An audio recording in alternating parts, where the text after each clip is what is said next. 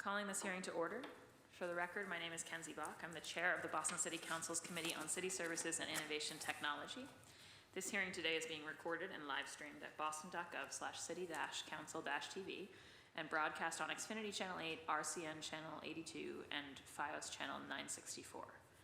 We'll be taking public testimony at the end of this hearing, so if you're interested in testifying, please email ron.cobb@boston.gov. That's ron.cobb@boston.gov for the link. And please make sure that your username, if you're joining us on Zoom, is your first name and last name. You can also come and sign up. There's a sign-up sheet in the corner here, so if you're here in the chamber, feel free to sign up to comment in person. And then please state your name and affiliation or residence and limit your comments to just a couple minutes so we can hear from everybody. If you're watching this after the fact and you want to send written testimony to us, you can do that at ccc.csit@boston.gov. That's the committee email, so ccc.csit@boston.gov. And I'll just say, if you're watching this after the fact, I am planning to make a recommendation on this docket by next Wednesday, the 27th council meeting. So if you have a chance to send any comments prior to that, that'd be great. Today's hearing is on docket 0434, message and order for the confirmation of the appointment of Christopher Cook as a member of the Boston Water and Sewer Commission for the term expiring March 30th, 2026. And we're joined here today by Henry Vitale, who's the Executive Director, Treasurer of the Boston Water and Sewer Commission, and also by Mr. Cook himself, who is better known to all of us as previously having been the city's chief of, I'm going to get the title wrong, Energy, Environment, and Open Space. That's perfect. Great, excellent. Great. Okay, so served us well in prior administration and is now working at the Greenway, but I will let Henry introduce him more properly and give some opening remarks. So Henry, over to you. Yes, thank you very much, and good afternoon. My name is Henry Vitale, and I am the Executive Director of the Boston Water and Sewer Commission. I've been at the Boston Water and Sewer Commission for over 30 years, and I've lived in Boston my entire life. It's an honor and a privilege to have Chris be nominated to the Board of Directors at the Boston Water and Sewer Commission. The Boston Water and Sewer Commission affects everybody's lives that live in the city of Boston, visit the city of Boston, does business in the city of Boston. On an average, we serve 1.2 million people every day. And we are responsible for providing clean water and the treatment of the water. We're also, what's critical to the organization is fire protection, where we try to be good environmental stewards as it relates to climate change and the issues that affect our world. And we have been in existence for 43 years. Prior to the inception or the creation of the Boston Water and Sewer Commission, it was created with an enabling act, but it was under the Public Works Department of the city of Boston. And our organization is about a $450 million operating budget, and we're a $200 million capital budget over 3 years, and approximately 502 employees. And Council, we appreciate all your involvement over the last few years with us, because you've been a great supporter of the organization.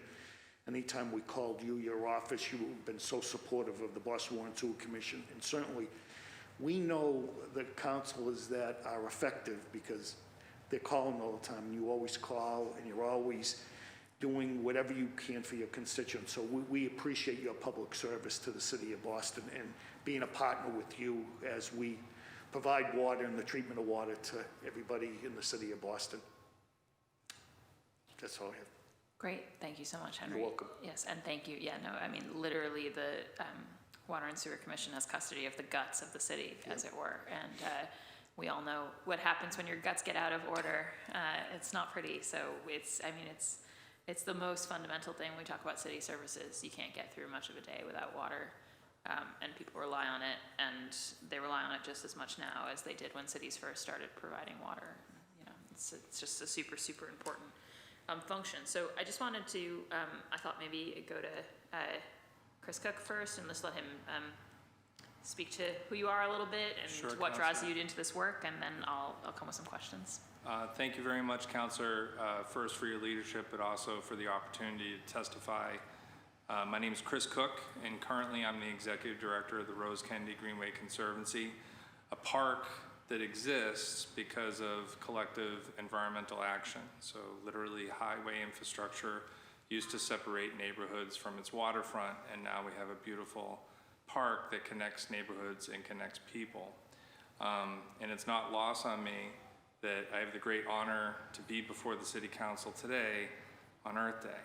And as I think about Mayor Michelle Wu and her efforts on bringing a Green New Deal to Boston, and Councilor, your efforts in bringing a conservation corps to the City of Boston, I'm humbled by the fact that on Earth Day, I'm being nominated to Boston Water and Sewer Commission that, as Henry said, affects the lives of every single Bostonian, every visitor to Boston, and especially its residents. So I'm really, really excited at the possibility of joining the commission if it meets with the council's approval. And the types of things that I'd be excited to work on most have to do a little bit with my background, which, as you mentioned, I was the Chief of Environment, Energy, and Open Space. And fundamentally, I do believe that climate change is about people. And I think there's enormous opportunities to support the Sewer Commission in their efforts of not only preparing for climate change, but also mitigating the effects of climate change that we can't avoid. So incredibly grateful and ready to get to work if it meets with your approval. And so thank you very much. I'm happy to answer any questions. Great, thank you so much, Chris. Henry, can you just run through for folks a little bit, just so that anybody watching at home understands? So this, you know, the Water and Sewer Commission was created by an enabling act, which means you're your own sort of quasi-independent thing. You're not just like a city department, but the mayor obviously does have appointment of these commissioners. So is it 5 people on the commission? There's 3 board members, so yes, you're absolutely right. It's a separate agency. It's a political subdivision of the Commonwealth of Massachusetts, and it's overseen by a 3-member board of commissioners appointed by Mayor Wu and subject to approval by the City Council. And the board members oversee the operation of the agency. Great. And is there currently a vacancy? Do we have a holdover? Yes, Commissioner Kathy Douglas Stone has been a commissioner since 1994. She retired in January. So Chris Cook would be taking her position on the board. And our other 2 board members is Michael Woodall. He's the chair. He's also the chief operating officer for Putnam Investments. And the other commissioner is Tom Keaty, and he is in charge of community relations and communications for Boston College.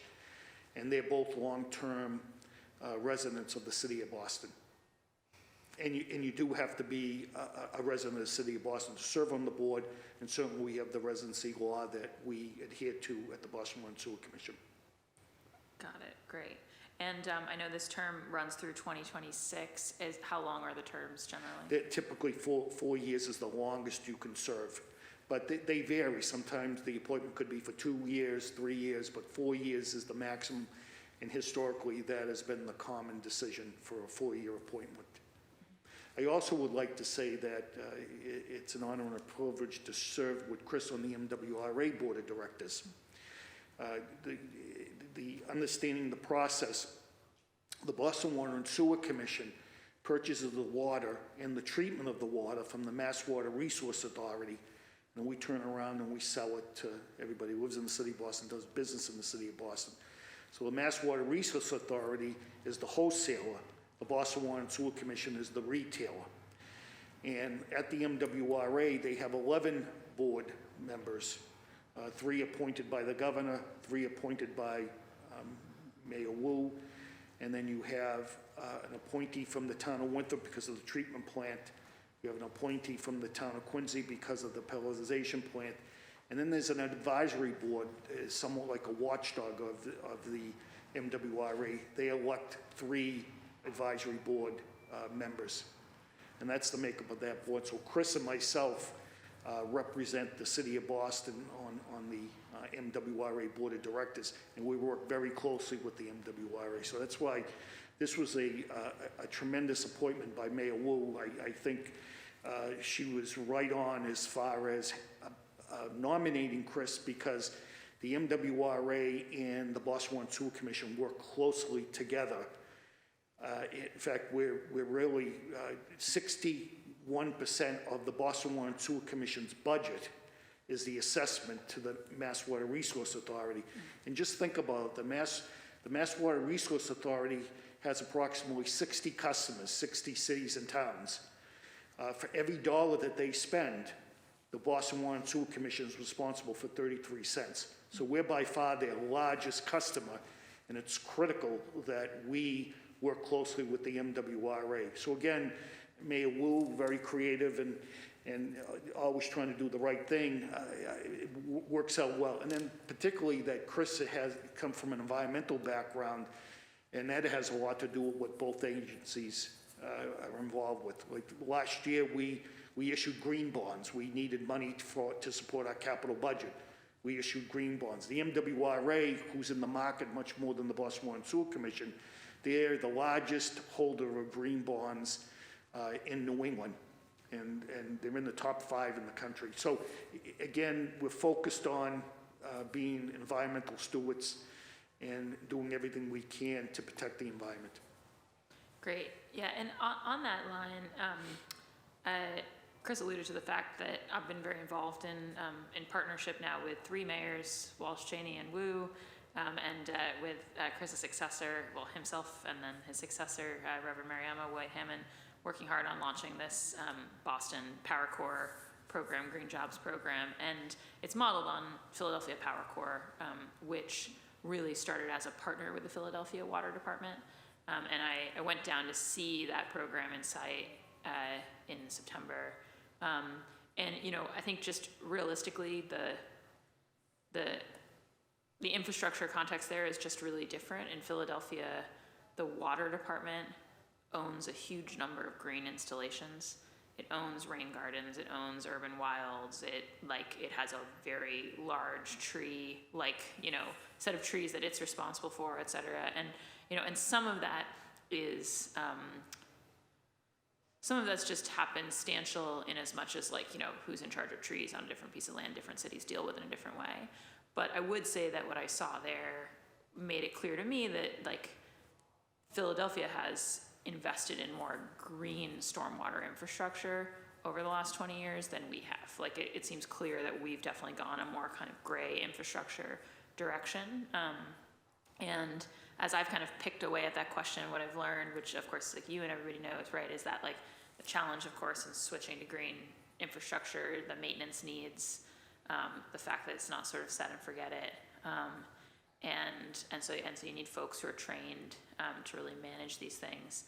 But I do find myself, looking around the city and at the kind of scale of climate work we need to do and feeling like, hey, we need BWSC to be doing more work that's eligible for green bond issuance, right? Sort of in terms of just the scale of stuff that needs to happen.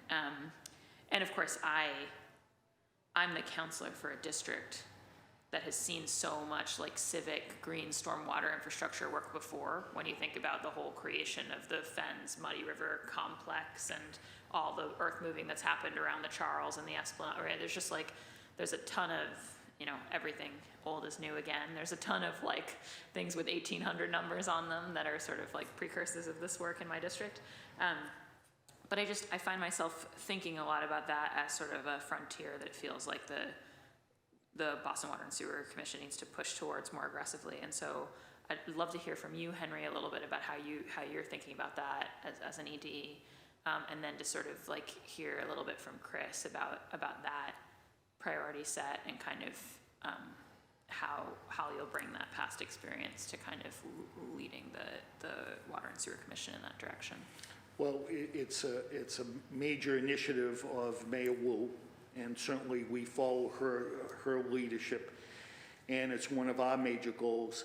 For example, every capital project that is designed and ultimately constructed factors in green infrastructure. What can we do for the environment as it relates to this project? So it's a major component of the process.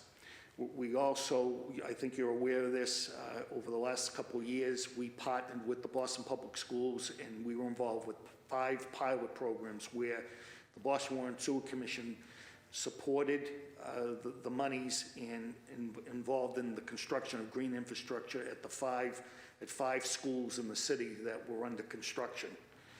And then as right now, we have an inundation study that's online, and where it shows areas, if we would have a 30-year storm, what impact does that have on the Boston Water and Sewer Commission? So obviously, on the city of Boston, so sea level rise is definitely an issue. Flooding, we're evaluating areas in the city where we can retain water, and we're working on that, and we have identified areas that if we would have major storms, these areas would be able to retain the water and prevent flooding in those neighborhoods.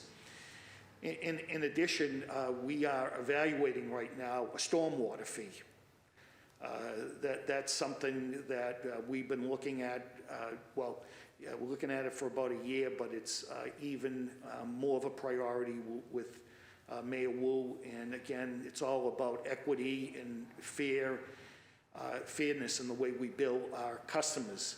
So we are looking at that. And then I think you're aware that we're under a consent decree where we've increased all the activities as it relates to stormwater, cleaning the catch basins, disconnecting downspouts, combined sewer overflows. We monitor that very carefully.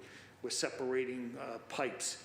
We have combined water and sewer pipes, so combined sewer and storm drains, and we're trying to separate a lot of those pipes.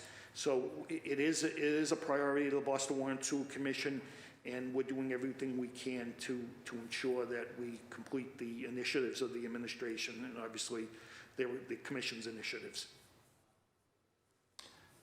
Councillor, what I would say is I look forward to working with Henry and the team, especially the Chief Engineer, John Sullivan, who thinks about inundation and the stormwater events that we're going to have that are going to be exacerbated by climate change, every single day. When you mentioned some of the constraints on us for dealing with some of the impacts of climate change, they're very real. And they're ones that, through circumstances, I've been able to have a front row seat to some of those reasons of why this is difficult work. And so I hope that I can provide some perspective on how to navigate, whether it's landmark issues or Article 97 issues associated with public land or jurisdictional issues. I hope I can be helpful and lean in when invited to do so. So I'm looking forward to getting as much technical information as possible and working with the council and working with Mayor Wu's leadership, because this is a priority of hers. The one thing I will say is that I do think there's a huge opportunity to affect change for socially vulnerable populations. They're the populations that have contributed the least to climate change, and they're the most impacted. And the neighborhoods that are most impacted by heat are often the neighborhoods that are going to be most impacted by inundation and high precipitation events and sea level rise. And so that correlation, I think, is something that Henry's leadership has been very key in addressing with the Environment Department as well as the Cabinet. And we look forward to partnering with the Council on solutions that prioritize populations that need help. And we want to keep people in place, but that means we're going to have to change the physicality of the public realm around them. And I do think there's opportunities. Great, yes, no, and I know you did so much work at planning for Moakley Park and kind of some of these big earth-moving things that are a parks piece as well, so. It's incredibly kind of you to mention that. And that's a perfect example of so much of the planning we did there was actually Boston Water and Sewer's planning. And I'm not taking anything away from all the good people at the former department that I was honored to run.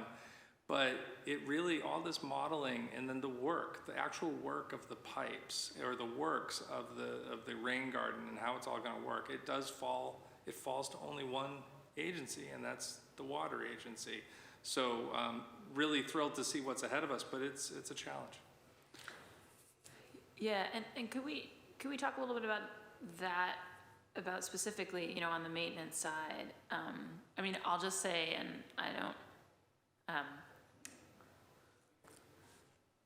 I'm not trying to be overly negative, Henry, but I have had instances where, obviously, you know, in my district, we're obsessed with groundwater recharge because I've got the Boston Groundwater Trust managing, you know, the survivability of a great number of the structures in my district, right? It depends on us keeping that water table high.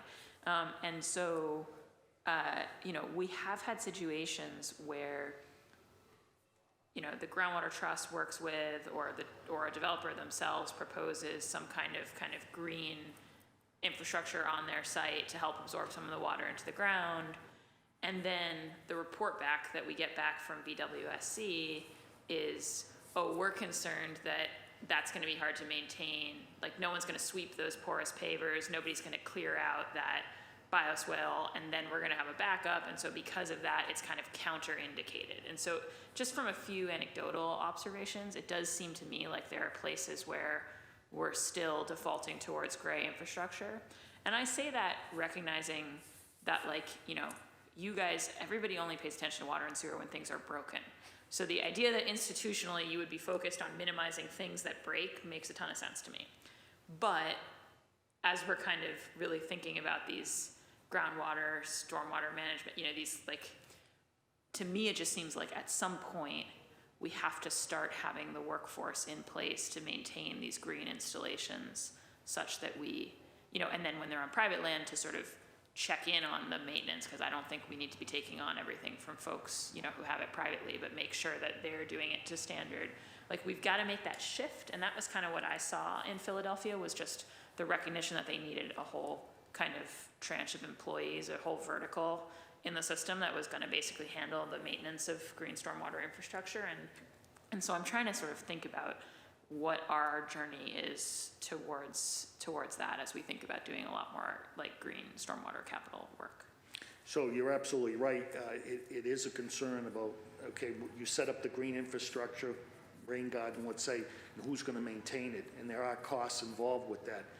So with the public schools, we had a memorandum of understanding, and we were responsible for the next 3 years of maintenance. We were involved with the Central Square in East Boston, setting up green infrastructure there, and we'd be responsible for the first couple years of maintenance.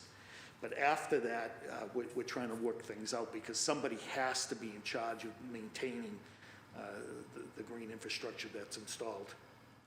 Right, and I guess I just think that, and we're not going to get there with a library of 100 different maintenance agreements on every, like, right, you know, kind of one-off thing. Like, when we think about doing this to scale, we've got to figure out how we're doing it to scale, right, in terms of the maintenance as well. So I guess I you know, I find myself wondering, has the Water and Sewer Commission dug in on, okay, you've got these 502 employees. I assume, like many of our agencies, that you see retirements and sort of a, you know, you may have some vacancy challenges ahead, et cetera, and then we're all very interested in getting, you know, our young people in Boston employed, and then also, of course, like, that kind of retirement attrition offers an opportunity to ask, what are the competencies that we need, and are there, if we're shifting types of infrastructure, are we also shifting some of the competencies? Like, where are you guys on that kind of conversation? Well, certainly, we are involved with retirements, and we're in the process of finalizing our succession planning, and things change, and we are trying to consider those changes and shift people around, and obviously adding duties and responsibilities to various departments. But I do have to say that with green infrastructure, there's been no decision on any long-term gatekeeper of the maintenance. So if we're involved with green infrastructure, we partner with obviously the organization we're dealing with.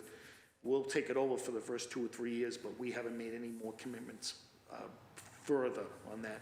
And that's something that we have to deal with, we have to think about, because you're right, somebody has to be responsible for it. Right, and it would seem like it's, I mean, what do we do with gray infrastructure? Presumably you don't just accept responsibility for 2 or 3 years. Is that, like, how does it, like, how does maintenance work on the gray infrastructure piece?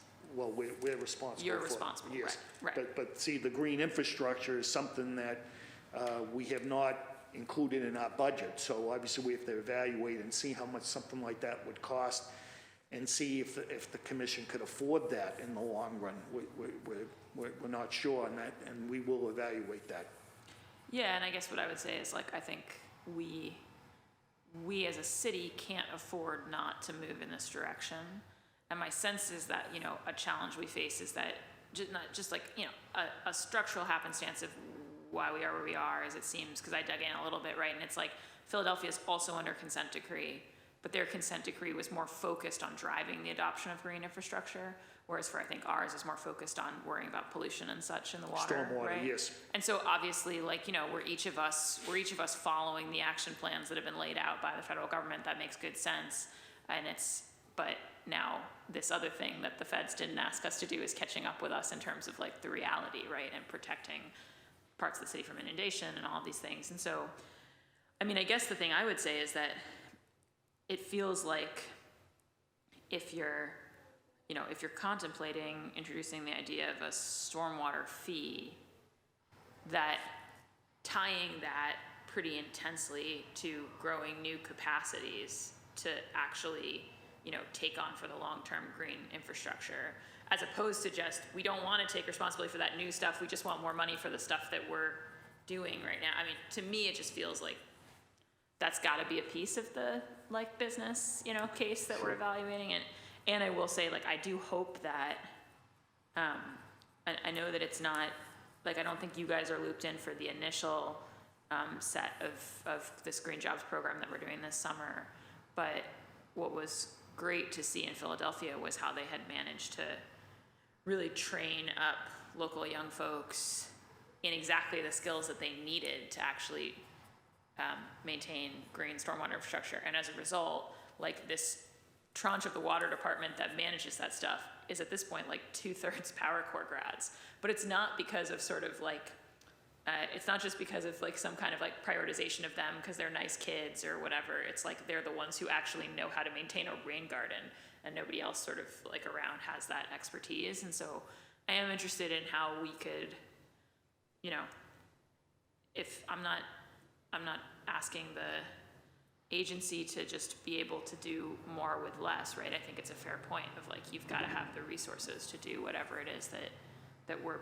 pursuing. But it does feel like some kind of alignment where the city is helping to train a diverse workforce that also can meet some of your guys' needs, and you're, you know, having, and maybe there's a stormwater fee, and that's helping to pay for staffing up and some competencies that the Water and Sewer Commission doesn't have today. It feels like we have to kind of align all these pieces. No, makes sense. As it relates to stormwater, again, the expenses relating to stormwater right now is being paid through the sewer charge or the wastewater charge. So again, our enabling act says that we have to be fair and equitable on how we charge our water and sewer rates to the ratepayers. So it's not fair that you do have customers or residents that have impervious properties and contributing to the problem with stormwater. So they need to be at least partake in some of this cost.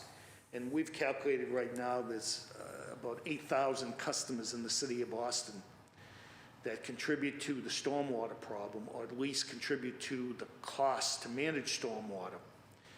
And as a result, they need to be charged some of these expenses, and the impact would be a reduction in the sewer charge on other ratepayers.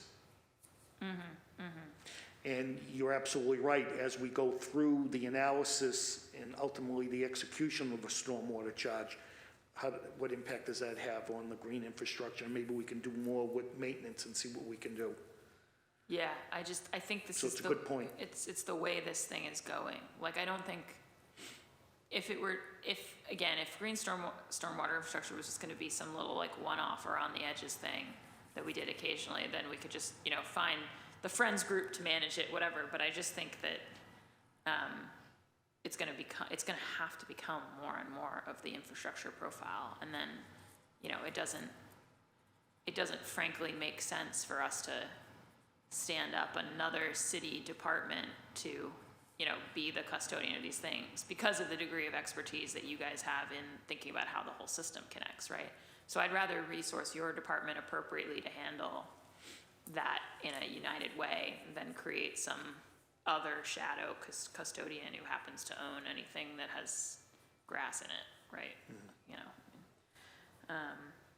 And the 8,000 customers, so when you say contribute, like how are you guys thinking about, presumably you're thinking about places that have a lot of impermeable pavement, but what if I have a house that fills my lot?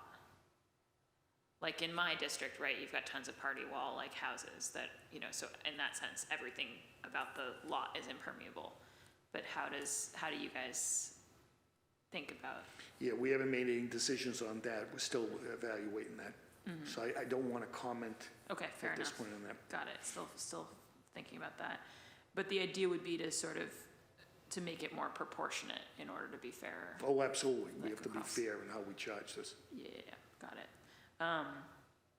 Chris, do you have any comments on all of this? No, I think it would be really presumptuous of me to comment on any of those policy issues.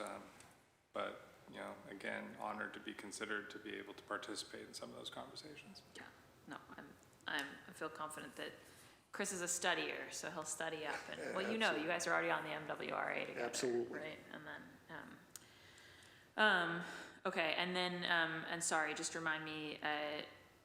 So, Tom and Michael are the other two. Yes, Michael Woodall Michael Woodall and Tom Keaty. and Tom Keaty. And they have, is it staggered terms? Like when did? Yes, well, Michael Woodall's term expires on January 7th of 2023, and Tom Keaty's term expires on the same date, January 7th, 2023.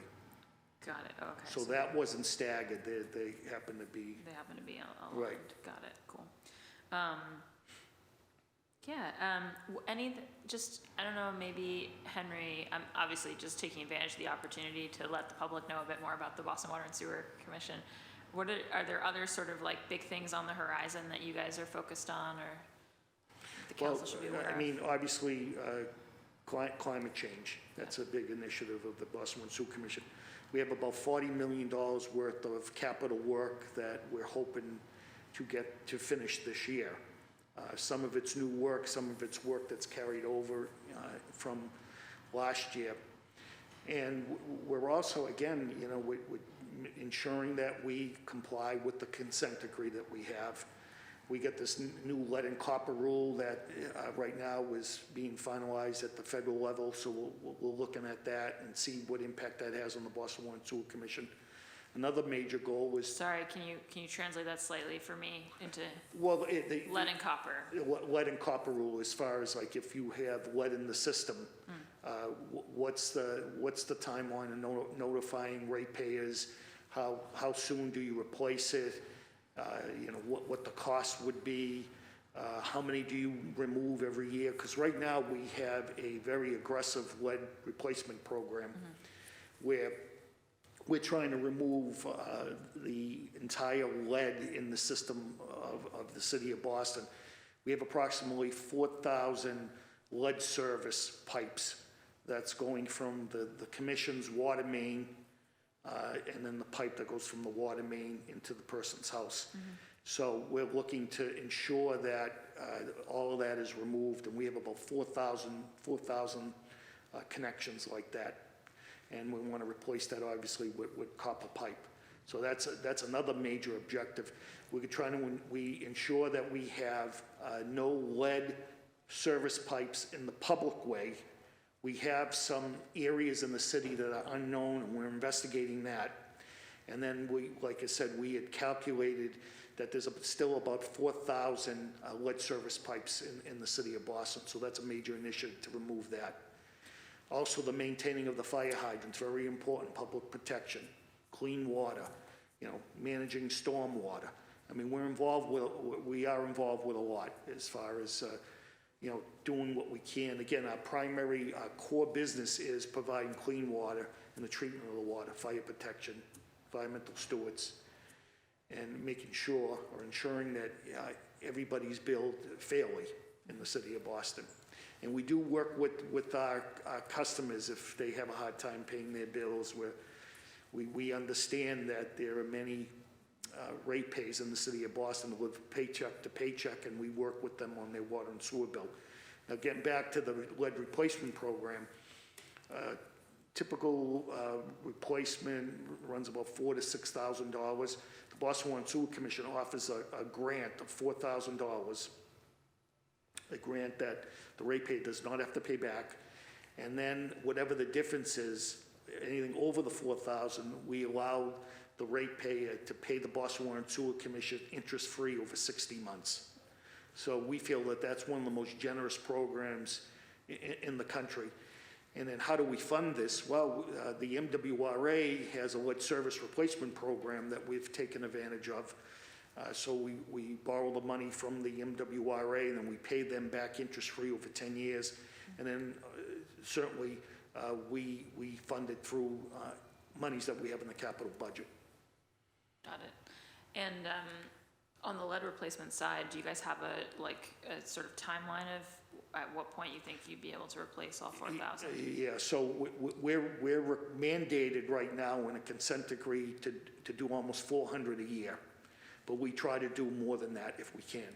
So what we do is we break up the work. We have a construction company that helps us, plus we have an internal department that works on replacing lead. I see. And so in theory, we would hope to have them all replaced by 2032? Yes, but when someone asks me that question, we try to say as soon as possible. Right. And just so you know, the 4,000 customers are aware that they have a lead service pipe going into their home. Some of the ratepayers don't want to incur the cost, or they just don't want to be bothered, because a remedy of not replacing the lead service replacement is to essentially run the water between 30 seconds and 2 minutes. Typically is when the water is cold, and then you flush out everything. So you wouldn't be impacted. But again, the commission's goal is, regardless of that, we want to replace all the lead that's in the system.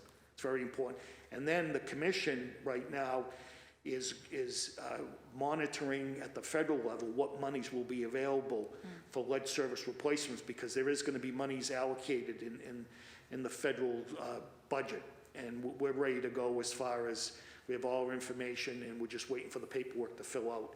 Now, we have obviously trying to, we don't receive a lot of money from the federal or state government, but this is an opportunity now that there is going to be monies available for water and sewer utilities, and we're going to take advantage of trying to maximize those monies, because those are monies that you don't have to pay back, and that would be advantageous to the ratepayers. Yeah, no, it would be great to be doing as much of that. Yeah, we have a department that's monitoring that, plus we also have a law firm that is overseeing that, so we're very diligent on ensuring that we capture everything. That's great to hear. No, I think it's so important for us. So many of those infrastructure grants in the bipartisan infrastructure bill are competitive. So it's like if you're asleep at the switch, you miss the opportunity for the money. So. Another thing we do, and this is as an example, I can go on and on, I don't want to belabor the meaning, but so if, let's say you're constructing a building and it's going to be increase the value of the building more than 50%. We require the developer to construct an inundation basin where an inch of water is retained. We do that with everybody. Again, climate change, flooding, we're very aware of these elements need to be addressed when you have new hookups coming online. it's been good. I mean, the customers have been they work with us. They're all for the environment.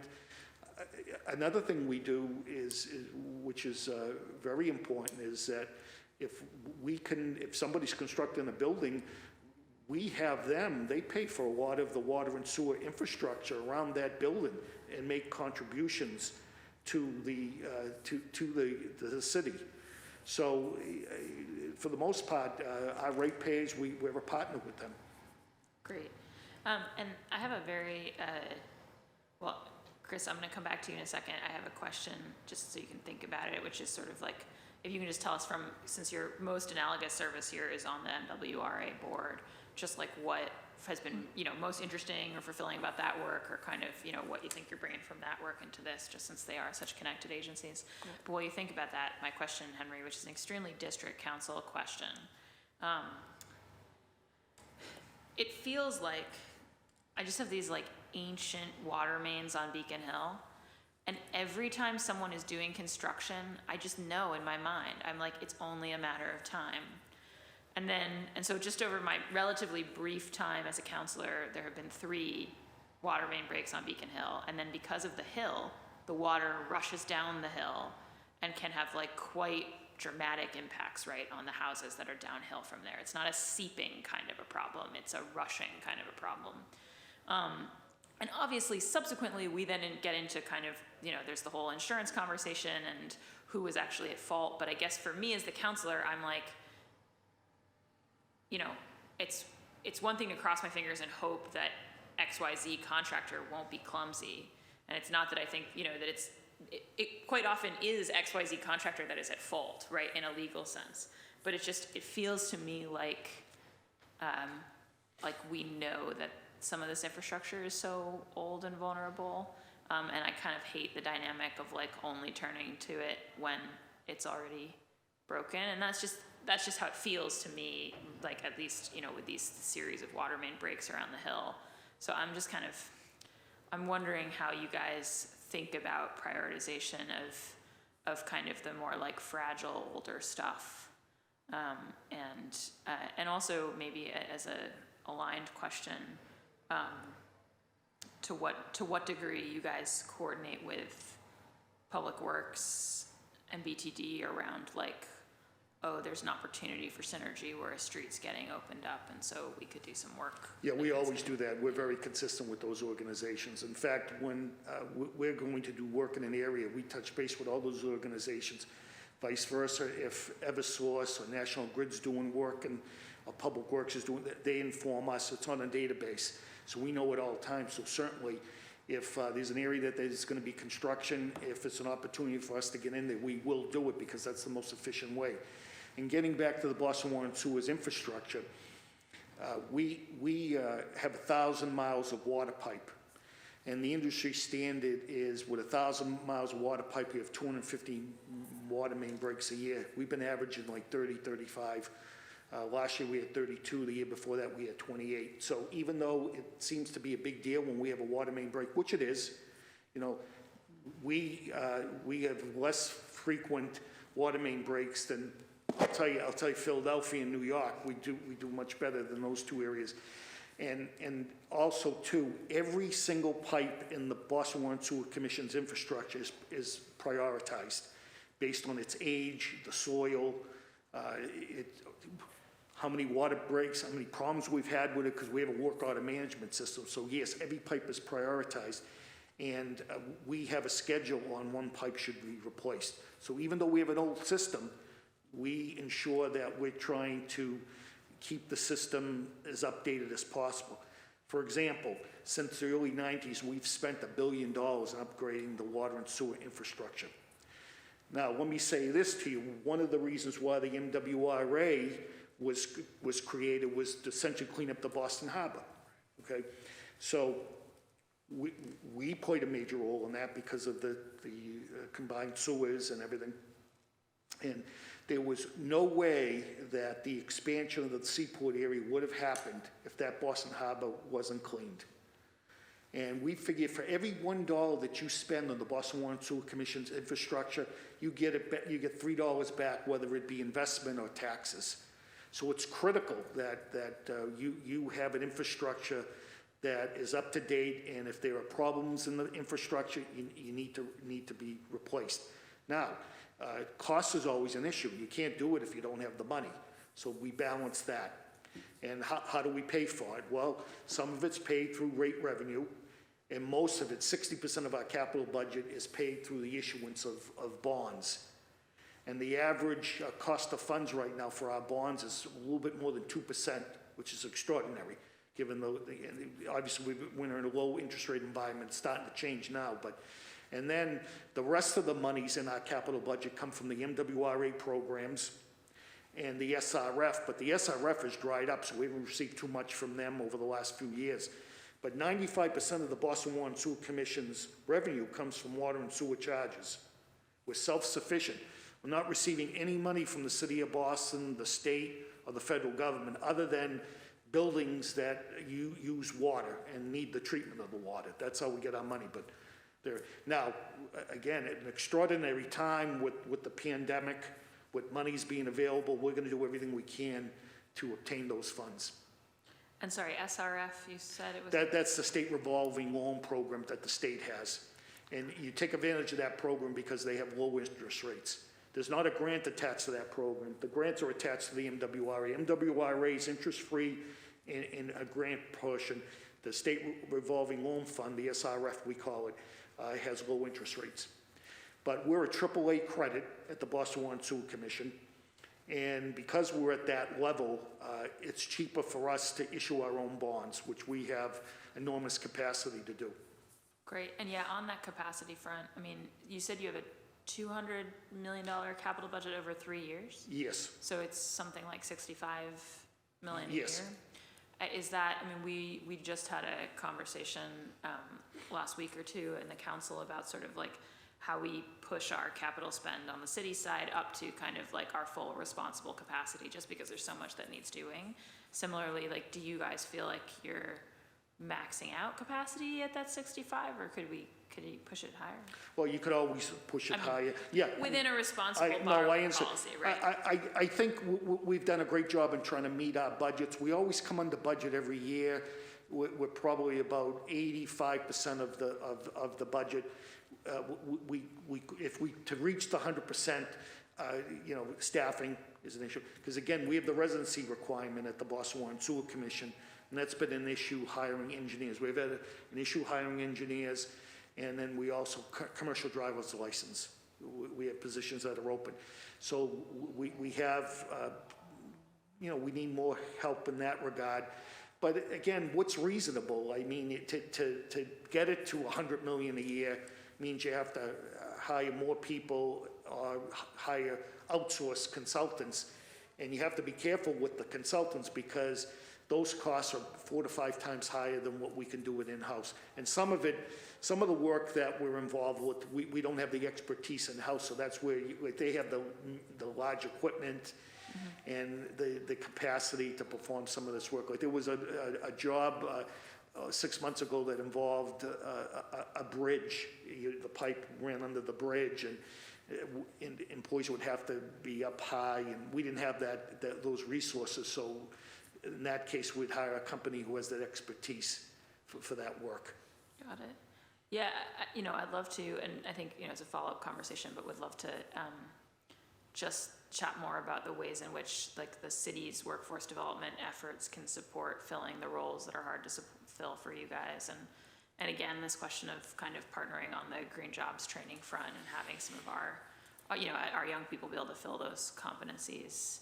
I think there's a lot of alignment there potentially, and the fact that the Water and Sewer Commission sits on its own basis shouldn't prevent us from taking advantage of the synergies. Like, that we have an Office of Workforce Development, and they're running a program and working with environment. You guys shouldn't have to recreate that in-house in order to take advantage of the possibility of some good folks to hire. So. No, we work very closely with Mayor Wu and her administration as far as what we're doing at the Boston Water and Sewer Commission. In fact, it's her leadership and Many of her initiatives we're trying to implement at the Boston Water and Sewer Commission. Great, no, that's great. Like right now, we're in the process of looking to electrify our fleet. We have 204 vehicles. We're evaluating that. We have a firm that we're dealing with right now. We're talking to Eversource to see if Eversource can support the program. So yes, we're doing everything we can to, try to fulfill the initiatives of the administration. And of the 502 employees, how many vacancies do you have? We have 72 vacancies right now. Now, again, over the last couple of years, we had a hiring freeze because of the pandemic. We were doing poorly financially. Obviously, people weren't working in Boston. Our water and sewer sales were about 20% below budget, and it was, the situation is changing in a positive fashion right now. So our sales are starting to pick up again. And as a result, we lifted the hiring freeze last summer. The board did. So that's what the board would be involved with that decision. And we are trying to hire more people. Got it. Chris, can I go to you now with that question? Sure. About MWRA experience? Yeah, I'll be very brief, Counselor. I would say the primary lesson from the Massachusetts Water Resources Authority is that no matter how big the vision, and there's nothing more extraordinary that within my lifetime Boston Harbor was filthy and now it's clean and full of marine life and an amazing asset, as Henry mentioned, not only for the environment but also for the economy of Boston. There couldn't have been a more bolder vision considering the situation that our harbor was in. That only happens through a highly professionalized staff with a lot of investment.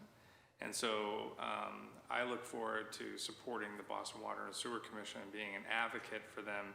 I'm fully confident of their professionalism, but their mandate is large, and I do think they need support both from the public. And so I'm just, if I would be so fortunate to serve them, I would try to be an advocate for the staff. And just to place this in perspective, the MWRA has 1,200 employees, so they're the double size of the Boston Water and Sewer Commission, 1156 to be exact. Their operating budget is $700 million, to be exact, it's like $750 million, and they have a capital budget over 5 years, $1.2 billion, and they have approximately $5 billion worth of debt on their books, and that's primarily because of the court-mandated projects for the cleanup of the Boston Harbor. The Boston Water and Sewer Commission has approximately $500 million outstanding in senior revenue debt. And our debt service is approximately $50 million a year on that. But our assessment to the MWRA is $22 million a month. 61% of our budget. So that's why it's critical that we work very closely with the MWRA. We're their largest customer. Remember, for every dollar that they spend, we're responsible for 33 cents. The next largest customer is 5%. We're 33%. Newton is the next largest customer. So we're by far their largest customer. Wow. All right, and I think I asked all my questions. I think yeah, it's just so important for the city and the Boston Water and Sewer Commission to be aligned, like as you were saying. And I know, for instance, there's this project we're crossing all our fingers and toes on the state side on Charles Gate up at my district, and I think that hoping that the state in having to spend a bunch of highway money is going to give us a really nice green environmental opportunity there. And I think John Sullivan's already been in conversation with folks about moving the pipe there and the kind of opportunity to open up some more green space that way. Yeah, and it's, just all over the city we've got places like that where it's your guys' infrastructure sitting underneath, other people's stuff, and how do we all be aligned? So really appreciate the work that the staff does every day. You're welcome, and thank you for everything you do. Appreciate your support. No, listen, you guys are key. And I just want to figure out this, like, how does the green infrastructure sort of fit in the permanent puzzle? I'll get back to you on that. And make sure that I want to be a strong supporter of both BWSC and the Groundwater Trust, so I never want a situation where the goals are running against each other, so that's... We work closely with them too. They're wonderful to deal with. They're very good. No, Christian's great. Yes, he is. Really a true public servant. As is Mr. Christopher Cook. So I certainly expect, as the chair of the Committee on City Services and Innovation Technology, to be making a favorable report next week. Obviously, it'll require a council vote. And then hopefully you'll be able to be in service to the city in this new role very soon. Thank you, Counselor. Thank you so much. Thank you both for joining us today. I'm just going to check for a moment and see if there's any public testimony. I don't think I see anybody in the chamber signed up, and I don't think we've got anybody on Zoom, so I'll just remind anybody watching at home after the fact that if you do have a comment on this, you're welcome to send it to ccc.csit@boston.gov. That's the committee email address. But as I said, I do expect to be issuing a committee report for favorable action on this at Wednesday's council meeting, and grateful to the whole team for coming. With that, this city council hearing is adjourned. Appreciate Thank you that. all. Thank you. Thanks.